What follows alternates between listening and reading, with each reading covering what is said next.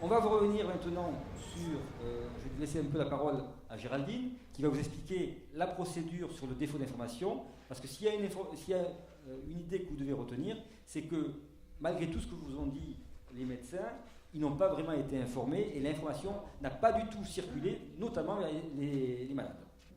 Bonsoir, donc, je suis Géraldine Adraï-Lachkar, je suis avocat au barreau de Marseille.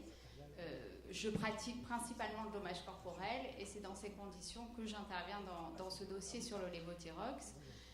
Pour vous expliquer aussi, et parce que j'ai l'habitude des victimes d'accidents qui peuvent être divers, qu'effectivement je suis convaincue que quand on intervient pour les victimes, on intervient aussi dans le cadre d'un processus finalement de soins aussi et d'avancée pour soigner peut-être mais différemment dans le cadre des différents préjudices que vous venez de nous exposer dans les cabinets. Et je crois que c'est aussi ce qui motivait votre présence aujourd'hui, c'est d'avoir ces réponses juridiques par rapport à tous ces effets que vous avez pu supporter et à toutes les interrogations que vous avez. Alors, dans ce genre de dossier, puisqu'il y en a eu quand même d'autres, effectivement, moi je suis convaincue que l'action collective permet d'avoir accès au maximum d'informations et de satisfaire au mieux les victimes. Dans ce genre de dossier, on a deux solutions. Ce sont les plaintes au niveau pénal qui ont été mises en place. C'est le tribunal de grande instance de Marseille qui est effectivement compétent, le parquet qui a été saisi et qui a mis en place cette enquête préliminaire qui permettra de déterminer si des infractions ont été commises par le laboratoire Merck. Dans ce cadre-là, vous serez finalement un petit peu mis de côté, puisque pas mis en avant immédiatement. Dans le cadre de la procédure pénale, c'est l'État qui est le moteur de cette enquête et c'est finalement à la fin que vous pourrez faire valoir véritablement vos préjudices et qu'on pourra entendre votre voix. C'est souvent la difficulté dans ce genre de dossier. On n'intervient qu'à la fin. Et ces procédures sont longues. Elles peuvent être de 2 à même 10 ans avant de savoir si effectivement les infractions ont été constituées. Nous sommes persuadés que vous avez besoin d'une réponse plus rapide et plus précise dans ce genre de dossier, qu'on vous écoute et que votre qualité de victime soit reconnue de manière aussi au niveau civil. C'est la raison pour laquelle la procédure pénale, on envisage de s'y joindre plus tard, quand l'enquête aura avancé et que nous aurons plus d'éléments qui nous permettront effectivement d'être convaincus aussi que la tromperie aggravée est constituée. Parce que notre rôle aussi, c'est finalement de vous conseiller, de vous informer également de l'ensemble des procédures et des risques finalement que l'engagement de ces procédures peuvent avoir pour vous, tant au niveau finalement financier que psychologique. Nous sommes tous unanimes pour considérer que le défaut d'information est constitué. Et les exemples dans les autres pays ne font que conforter les manquements que nous considérons constitués. Dans le cadre de ce médicament, il y a une obligation renforcée au niveau des effets indésirables et qu'effectivement le manquement est évident. Donc, dans ces conditions, nous avions deux choix au niveau civil. Il s'agit uniquement du tribunal de grande instance, devant lequel, et il faut aussi avoir conscience, nous avons des procédures qui sont aussi très longues, puisque les procédures durent entre 2, 3, 4 années même. Nous avions aussi besoin, par une procédure, d'arriver à avoir des réponses rapides. C'est la raison pour laquelle nous avons décidé, sur d'autres postes de préjudice, et pas le préjudice corporel, d'engager une action devant le tribunal d'instance. Alors, le tribunal d'instance compétent, en l'espèce, c'est le tribunal d'instance de Lyon, qui a été saisi par de nombreuses assignations sur deux motifs, au titre d'un préjudice moral, constitué par le défaut d'information d'une part, et ensuite par le préjudice d'angoisse et d'anxiété qui a été reconnu par la Cour de cassation depuis de nombreuses années, notamment dans le dossier de l'amiante. Nous allons aussi pouvoir obtenir de nombreux éléments qui nous permettront de constituer des dossiers au niveau corporel. Il faudra passer par une expertise médicale et la liquidation ensuite de votre préjudice devant le tribunal de grande instance. La démarche préalable qui a été mise en place, c'est une démarche amiable puisqu'une lettre a été envoyée au laboratoire Merck pour envisager une solution et une indemnisation effectivement, et puis la satisfaction d'une adaptation du médicament qui pourra vous satisfaire. Je pense sur lesquels mon confrère pourra rebondir pour pouvoir vous informer également là-dessus. Voilà. Bonjour à tous. Donc, je suis Romain Sintès, avocat au barreau de Toulouse. Donc, je travaille avec Christophe Leguevac depuis plus de 10 années et je fais également aussi beaucoup de réparation de dommages corporels. J'ai fait notamment les irradiés de Toulouse-Rangueil. Voilà, c'était un dossier assez médiatique à l'époque. Donc, avec une vision du côté des victimes et en essayant aussi de comprendre ce qui se passe dans le processus et dans le cheminement d'une victime. Nous avons mis en place depuis juin 2016 une plateforme d'action collective qui s'appelle mysmartcap.fr. Certains d'entre vous ont pu peut-être se rendre compte et s'inscrire sur cette plateforme. Cette plateforme, elle est destinée à regrouper tout un tas de personnes qui sont plaignantes dans des affaires différentes et qui se retrouvent un petit peu éparpillées sur tout le territoire français et qui se retrouvent face à une même problématique. Ces personnes-là, la plupart du temps, se retrouvent face à des mastodontes, que ce soit du géant pharmaceutique, de l'agroalimentaire, de la téléphonie, et on se retrouve, on a tous été une fois ou une autre confrontés à cette position-là, à être devant un professionnel et si petit qu'on n'arrive pas à discuter avec eux. C'est-à-dire qu'aujourd'hui, aller taper à la porte de Merck pour lui dire « Écoutez, bonjour, je suis monsieur machin, je me semble avoir des effets secondaires, comment est-ce qu'on peut prendre en compte mon problème ?» C'est quasiment impossible. Et vous vous rendrez compte que la plupart du temps, il n'y a pas de discussion possible. La deuxième solution, c'est très souvent l'action judiciaire. Alors, faire une action judiciaire, c'est lourd, ça coûte cher, ça prend du temps, et la plupart du temps, on est remonté comme un coucou quand on arrive voir l'avocat, mais entre-temps, comme on vient de l'exposer, il se passe 2 ou 3 ans de procédure, et ça peut retomber comme un soufflet.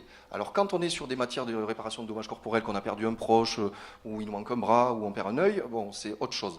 Par contre, dans le cas du lévothyrox et dans un cas de défaut d'information, on se retrouve confronté à beaucoup de personnes qui étaient parfaitement habituées avec leur traitement, qui prennent ça des fois depuis 20 ans, 30 ans, qui prennent aussi parfois d'autres médicaments, qui ont subi des troubles, notamment pendant l'été, et qui mettent ces troubles-là sur le compte de tout, sauf du lévothyrox. C'est-à-dire qu'elles vont dire, oui, bon, qu'est-ce qui se passe, je suis fatigué, je vieillis, je prends un nouveau médicament, mais pas sur les lévothyrox.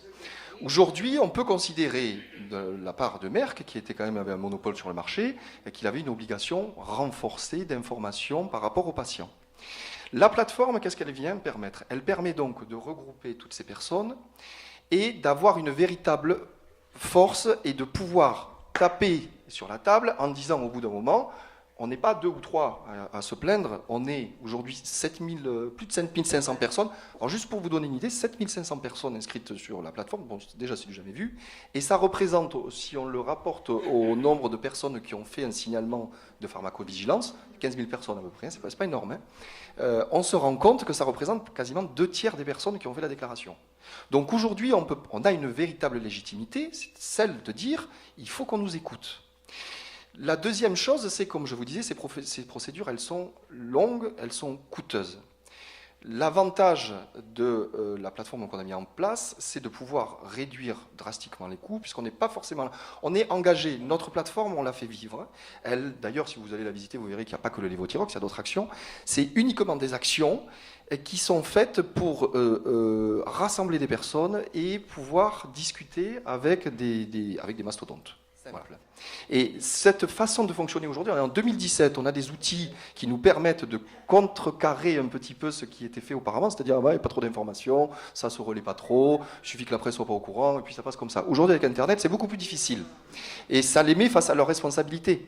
On se rend bien compte dans le scandale du lévothyrox que s'il y avait une autre façon de fonctionner, comme ils ont fait par exemple en Belgique, où ça s'est passé, mais alors, super bien. De la même façon, vous verrez en Israël, il s'est passé la même chose, ça s'est très très mal passé. Aujourd'hui, chacun doit prendre ses responsabilités et le laboratoire est condamné à indemniser certaines personnes parce qu'on considère que ce défaut d'information est fautif. Donc voilà pourquoi on a mis en place cette plateforme d'action collective que vous pourrez aller visiter. Et ça nous paraît important de passer par ce biais-là pour petit à petit devenir une force incontournable et de pouvoir permettre à des personnes un accès à la justice avec des coûts qui sont plus bas. Et encore une fois, je voudrais insister sur ce point, on l'évoquait tout à l'heure, on n'est pas dans une démarche, et au contraire, tout judiciaire, il faut faire un procès parce que c'est long, c'est coûteux, et même pour nous, c'est pas forcément le plus intéressant. Aujourd'hui, on est tous poussés dans nos milieux à discuter. En termes de communication, ce serait aussi important, et d'éthique, de se dire qu'en 2017, on arrive à prendre en compte les besoins des patients, ou au moins de les écouter. Parce qu'il y aurait simplement eu une écoute, les choses seraient passées différemment. Et tout l'affolement médiatique ou le battage médiatique qu'on a eu aurait peut-être pris une tournure un petit peu différente. Donc ça, c'est aussi important, et ça aurait permis à plein de professionnels de santé de ne pas se retrouver, parce que là, on a quand même la chance d'avoir un médecin et un pharmacien. Tous ne souhaitent pas forcément participer. Il n'a pas parfaitement suivi la chose, et ça n'empêche qu'il n'a pas su, il ne connaissait pas les effets, donc il n'avait vraiment aucune information, il ne savait pas à quoi s'attendre. Alors, alors, écoutez, c'est pas le médecin informé. Je dis pas que le médecin, il faut qu'il soit informé à titre. L'information, c'est pas de dire au médecin, bon voilà, hein, on change la formule. C'est pas ça. L'information, elle est globale. C'est-à-dire que l'information, on prépare le changement de formule. 1 an avant, on commence à envoyer tout ce qu'il faut aux médecins. Quelques mois avant, on prévient aussi les pharmacies. On leur demande d'afficher des choses. On fait une nouvelle boîte. Au lieu d'être rouge, on la met bleue avec un truc en gros, attention, changement de nouvelle formule. À l'intérieur du boîte de médicaments, on met une petite étiquette qui dit en cas de problème, allez voir votre médecin, téléphonez à la pharmacovigilance, faites tout ça. C'est ça qu'il fallait faire. C'est pas forcément le médecin, ben oui, mais le mien, il était au courant. Mais bien sûr, on est tout à fait d'accord. Alors, je vais redonner la parole à mon confrère ou à M. Pichon. C'est un nouveau et pas un nouveau. C'est un nouveau médicament dans le fait qu'il y a une stabilité qui était différente par rapport à l'ancien, donc il fallait, on va dire, évaluer le traitement de ce nouveau médicament. Attendez. Oui, mais parce que, attendez, madame, la nouvelle formule, elle était censée être plus stable. Je comprends ce que vous voulez dire. C'est-à-dire qu'on vous a délivré. Non, mais ce n'est pas un nouveau médicament. Non, c'est la même chose, ça s'appelle Levothyrox. Attendez. On est là pour répondre à vos questions et vos interrogations. Le plus sereinement et le plus possible. Le problème, c'est que ce médicament, c'était, entre guillemets, le même jusqu'à présent. Attendez, soyons très clairs aussi. Quand on disait pourquoi le laboratoire n'a pas prévenu qu'il a émis tel et tel excipient. Quand un laboratoire fabrique un médicament, il ne prévient pas la population française qu'il va mettre tel et tel excipient dedans. Le lactose était un produit. Attendez, mais je crois que l'information était très importante de ce que disaient les avocats, qu'on est dans une mondialisation industrielle. Attendez, on n'est pas dans le petit monde de oui. Tout à l'heure, vous parliez d'argent. Et vous disiez, le pharmacien, là-dessus, il y a un truc, moi, que ce soit du Levothyrox, ancienne nouvelle formule, ma rémunération, c'est la même. Donc, quelque part, quand on offre un marché aux Chinois, et que derrière, on sait très bien que la physiologie asiatique ne supporte pas le lactose, au même titre qu'ils ne supportent pas l'alcool comme nous, on le supporte, évidemment que derrière, on fait une formation, c'est l'adaptation à un marché, c'est pas l'argent, au sens strict, au sens moral du terme. Mais moi, je ne suis pas l'avocat de Merck, attendez. Hein. Mais... Alors, attendez. Maintenant, je pense que monsieur... On va écouter monsieur parce qu'il voulait me poser une question. On avait dit qu'il y avait un exposé de tout le monde et qu'ensuite, il y aurait un débat. Si vous me permettez, moi, j'ai 2 informations à vous donner encore. Alors... Je vais essayer d'être court. Pour un avocat, c'est toujours difficile. J'ai une histoire à vous raconter et une explication à vous donner. Je rebondis sur ce que disait Romain tout à l'heure. Le site a été conçu comme un site anti-lobby. Il faut comprendre une chose. Aujourd'hui, et ce n'est pas nouveau malheureusement, et le meilleur exemple, c'est l'exemple de la cigarette, les lobbies sont puissants et ont la capacité d'acheter la science. Alors, je vais vous la faire courte. Je ne vais pas vous parler de la cigarette. Il y a un très bon livre.